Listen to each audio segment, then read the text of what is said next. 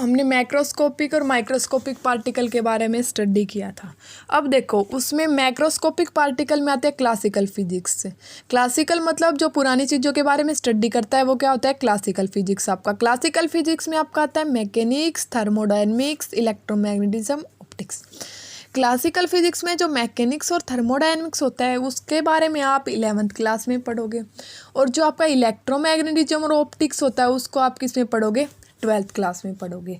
इसके बाद दूसरा होता है आपका जो माइक्रोस्कोपिक पार्ट होता है उसमें आपका आता है क्वांटम फिजिक्स। क्वांटम फिजिक्स को आप क्या बोल सकते हो, क्वांटम फिजिक्स को आप मॉडर्न फिजिक्स भी बोल सकते हो, जिसको आप 12th क्लास में पढ़ोगे। इसके बाद जो मैकेनिक्स होता है, मैकेनिक्स में क्या आपके क्या क्या होता है, मैकेनिक्स में होता है कार का motion, friction, wheel rotation, sound wave, gravitation वगैरह आप किस में पढ़ोगे, मैकेनिक्स में। इसके बाद आपका आता है थर्मोडायनेमिक्स। थर्मोडायनेमिक्स में आप किस किस के बारे में पढ़ोगे, लॉज, हीट और टेम्परेचर और हीट इंजन और स्पॉन्टेनियस और नॉन स्पॉन्टेनियस प्रोसेस के बारे में आप पढ़ोगे। स्पॉन्टेनियस प्रोसेस क्या होते हैं, देखो स्पॉन्टेनियस प्रोसेस वो होते हैं जो अपने आप हो जाते हैं, वो क्या होते हैं, स्पॉन्टेनियस प्रोसेस, और जो अपने आप नहीं होते वो क्या होते हैं, नॉन स्पॉन्टेनियस प्रोसेस। इसके बाद क्लासिकल फिजिक्स में आता है इलेक्ट्रोमैग्नेटिज्म।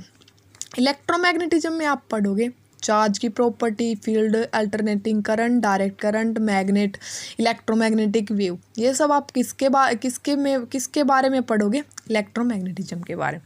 इसके बाद आता है आपका ऑप्टिक्स। ऑप्टिक्स में आप पढ़ोगे light, waves, particle, mirror, lens, telescope वगैरह आप किसके बारे में पढ़ोगे, ऑप्टिक्स में। इसके बाद आपका आता है क्वांटम फिजिक्स। क्वांटम फिजिक्स को आप मॉडर्न फिजिक्स भी बोल सकते हो।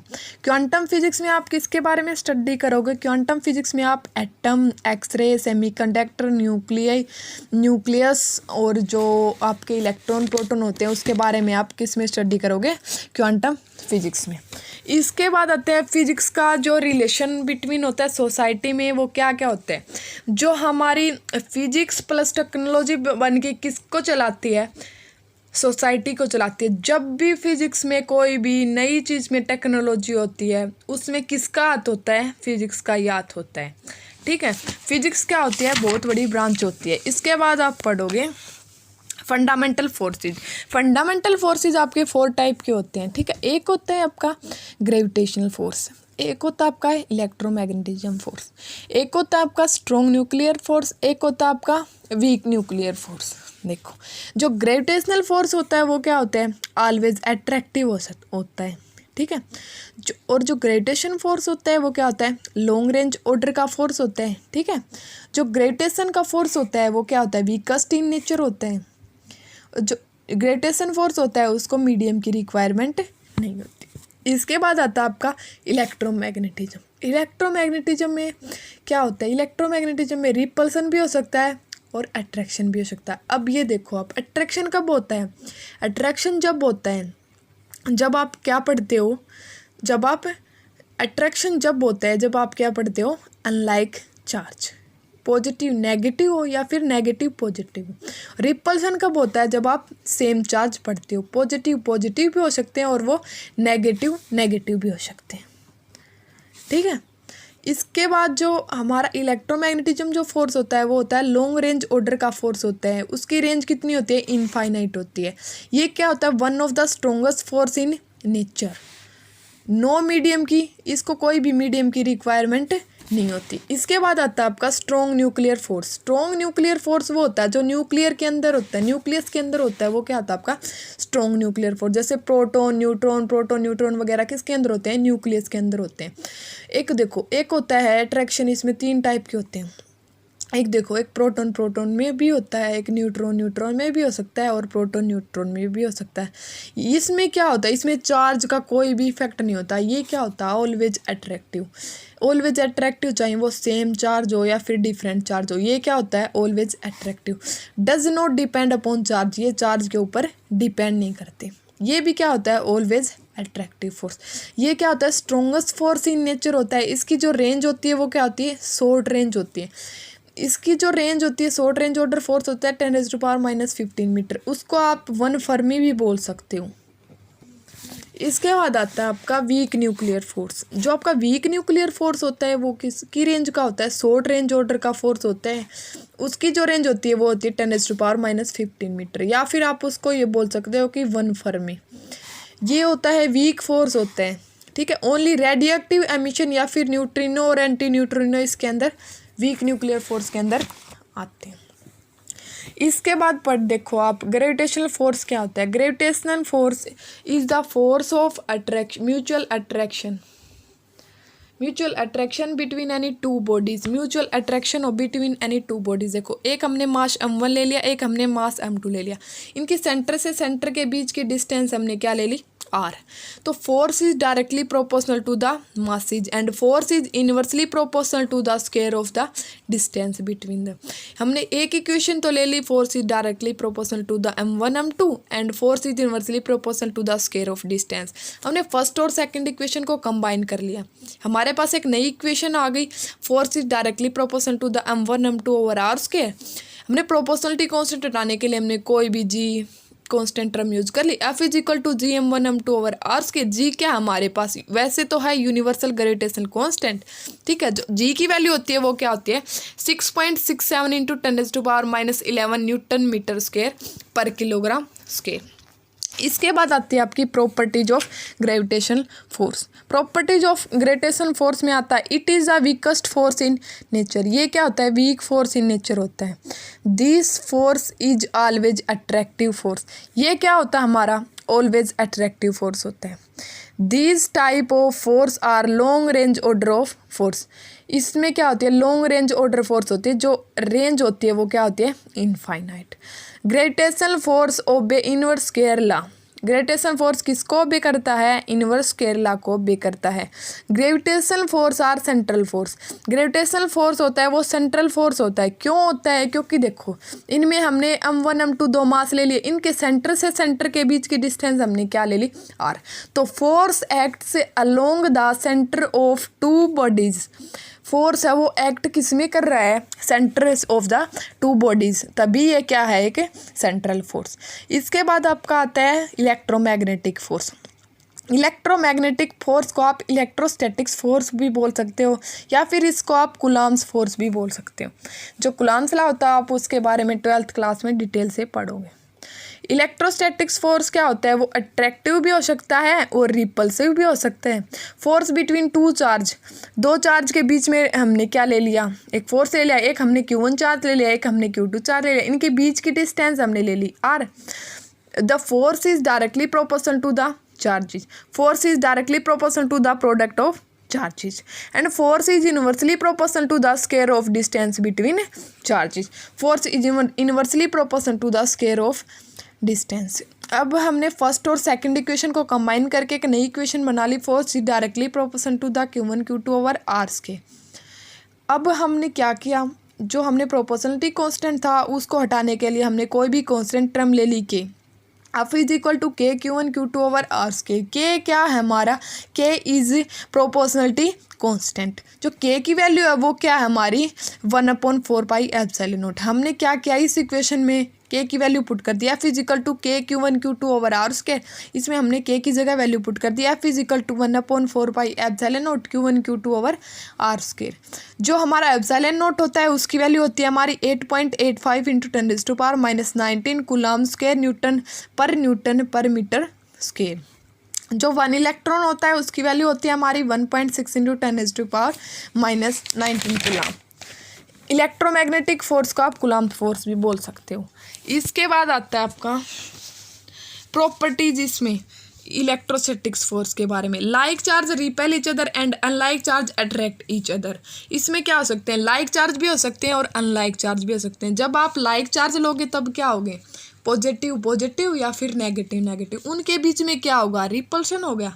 अगर आप अनलाइक चार्ज लोगे यानी कि पॉजिटिव ले लिया आपने, एक नेगेटिव ले लिया, एक आपने ले लिया नेगेटिव, एक ले लिया पॉजिटिव, उनमें क्या होगा? अट्रैक्शन होगा। The electrostatic force are central force. Central force कैसे है? देखो हमने क्या ले लिया था? Q1 Q2 Q2 चार्ज ले लिया था, तो फोर्स किस में एक्ट कर रहा है? दो चार्ज के बीच की डिस्टेंस में, तभी ये क्या है? एक सेंट्रल फोर्स है। These are the long range order of the force. इसकी जो रेंज है वो क्या है, लॉन्ग। जो आर की जो रेंज है वो क्या है, आर टेंस टू इन्फिनिटी। जो हमारा this type of interaction depend upon the medium. जो इलेक्ट्रोस्टैटिक फोर्स होता है वो किसके ऊपर डिपेंड करता है, मीडियम के ऊपर डिपेंड करता है। सुटेबल फॉर पॉइंट चार्ज, ये पॉइंट चार्ज के ऊपर क्या होता है, स्टेबल। इसके बाद आपका आता है strong nuclear force. Strong nuclear force किसके अंदर होता है, न्यूक्लियस के अंदर होता है, ठीक है। न्यूक्लियस के अंदर क्या होते हैं, प्रोटॉन न्यूट्रॉन वगैरह होते हैं, ठीक है। द न्यूक्लियर फोर्स आर पाई मेजॉन्स। आप इसको ये भी बोल सकते हो कि न्यूक्लियर फोर्स किसके अंदर होता है, पाई मेजॉन्स के अंदर होता है।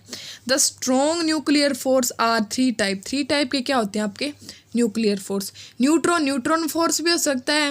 ये किसके बीच में होगा, टू न्यूट्रॉन के बीच में होगा, या फिर प्रोटॉन न्यूट्रॉन, या फिर प्रोटॉन प्रोटॉन के बीच में फोर्स होगा। ये किस में होगा, टू प्रोटॉन के बीच में फोर्स होगा। Neutron proton force between A neutron and A proton. Neutron neutron force हुआ तो किसके बीच में हो गया, न्यूट्रॉन न्यूट्रॉन के बीच में। पी किसके बीच में होगा, प्रोटॉन प्रोटॉन के बीच में। एनपी किस में होगा, न्यूट्रॉन प्रोटॉन के बीच में। The nuclear force is the short range order. जो न्यूक्लियर फोर्स होता है वो आपका strong short range order force होता है। उसकी रेंज क्या होती है आपकी 10⁻⁻15 मीटर। उसको आप 1 फर्मी भी बोल सकते हो। जो ये थ्री टाइप का फोर्स होता है वो क्या होता है, always attractive. Proton neutron, neutron neutron और प्रोटॉन प्रोटॉन। ये क्या होता है, स्ट्रोंगेस्ट फोर्स इन नेचर होता है आपका strong nuclear force. Nuclear force are non central force. Nuclear force होता है वो नॉन सेंट्रल फोर्स होता है, सेंट्रल फोर्स नहीं होता। Nuclear force do not obey inverse Kerala. ये इनवर्स केरला को ओबे नहीं करता।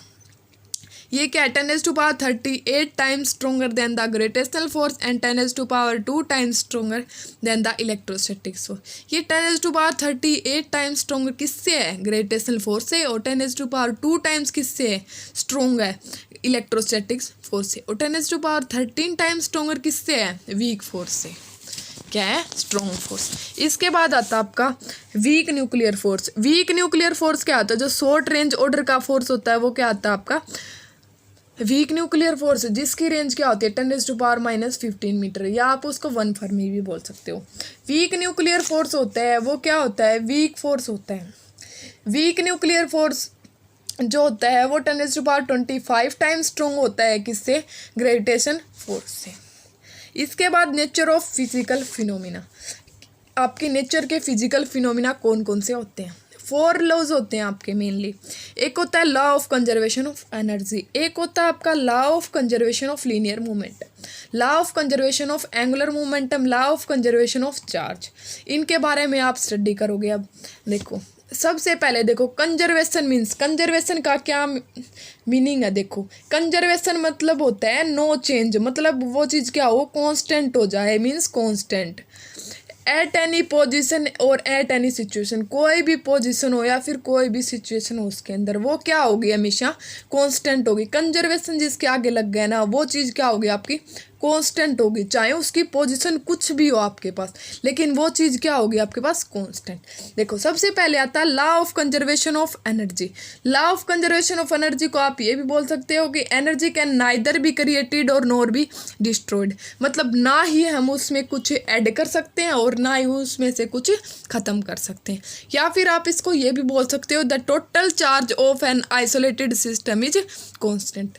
मतलब जो चार्ज होगा आइसोलेटेड सिस्टम का वो क्या होगा, कांस्टेंट। जो काइनेटिक एनर्जी हो या फिर पोटेंशियल एनर्जी हो, टोटल एनर्जी क्या होगी उसमें, कांस्टेंट। क्यों होगी, क्योंकि वो क्या है आपका law of conservation of energy. Conservation का मतलब आपको पता चल गया, मतलब नो चेंज, चाहे कोई भी पोजीशन हो या फिर कोई भी सिचुएशन हो, उसमें क्या होगी वो वाली वैल्यू कांस्टेंट। इसके बाद आता है आपका law of conservation of linear momentum. आप देखो, लीनियर मोमेंटम का जो फॉर्मूला होता है वो क्या होता है, पी से हम उसको डिनोट करते हैं। उसका जो फॉर्मूला होता है वो होता है मास इनटू वेलोसिटी। उसका जो फॉर्मूला होता है P = mv। m होता है मास और v होती है हमारी velocity. The net momentum before the collision is equal to the net momentum after the collision. यानी कि बिफोर द कोलिजन और आफ्टर द कोलिजन उनका मोमेंटम क्या होगा, सेम। क्यों होगा, क्योंकि ये क्या है, कंजर्वेशन ऑफ लीनियर मोमेंटम। ठीक है। कंजर्वेशन मतलब उसमें कोई चेंज होगा, ये चेंज होगा तो दोनों में क्या हो गया, सेम चेंज हो गया, तो सेम चेंज हो गया तो दोनों की वैल्यू क्या आ जाएगी लास्ट में, 0। देखो हमने क्या ले ली, एक m1 मास और v1 वेलोसिटी एक बॉडी ले ली, एक m2 मास और v2 वेलोसिटी की एक बॉडी ले ली, फिर इसको क्या करवाया, इनको कोलिजन करवा दिया। ठीक है, v1 velocity v2 velocity, collision के बाद क्या किया, इन यहाँ पे क्या करवा दिया, इनका दोनों का कोलिजन, दोनों बॉडीज़ का। इसके बाद इनको क्या कर दिया, फिर से सेपरेट आउट कर दिया, मतलब दोनों को अलग अलग कर दिया। ठीक है, उसके बाद देखो इनका स्टार्टिंग में इनका m1 मास था, v1 वेलोसिटी थी, फिर m2 mass v2 velocity equal to m1 v1 plus m2 v2। Starting में और आफ्टर में क्या हो गया, इनकी दोनों की मोमेंटम की वैल्यू सेम हो गई। क्यों हो गई, क्योंकि ये हमारा कौन सा टॉपिक है, law of conservation of linear momentum. देखो जैसे हमारा न्यूटन का सेकंड लॉ था, ठीक है, वो क्या था, F is equal to dp/dt, rate of change of linear momentum. इसमें अगर हमारी फोर्स की वैल्यू 0 हो जाएगी तो हमारी rate of change of linear momentum की वैल्यू क्या हो जाएगी, 0। तो हमारा क्या आ जाएगा, P क्या आ जाएगा इसमें, कांस्टेंट। रिकॉइलिंग ऑफ गन क्या है, इसका एग्जाम्पल है। इसके बाद आता है आपका law of conservation of angular momentum. जो एंगुलर मोमेंटम होता है वो क्या होता है आपका, एंगुलर मोमेंटम होता है वो होता है आपका moment of inertia into angular speed. Moment of inertia को आप आई से डिनोट करते हो और एंगुलर स्पीड को आप ओमेगा से डिनोट करते हो। According to the law of conservation of angular momentum, if the total external torque acting on a system is 0, angular momentum of the system remains constant. अगर हम क्या करें, उसके ऊपर जो लग रहा है टॉर्क उसको क्या कर दे, उसकी वैल्यू हम 0 कर दें, तो क्या होगा, हमारा एंगुलर मोमेंटम सिस्टम का क्या हो जाएगा, कांस्टेंट। जो एंगुलर मोमेंटम होता है वो हमारी कौन सी क्वांटिटी होता है, वेक्टर क्वांटिटी। और वेक्टर क्वांटिटी क्या होती है, जिसकी मैग्नीट्यूड और डायरेक्शन दोनों। इसके बाद आता है law of conservation of charge. Law of conservation of charge में क्या आता है, the total charge of an isolated system are constant. Total charge होगा आइसोलेटेड सिस्टम का, वो क्या हो जाएगा, कांस्टेंट।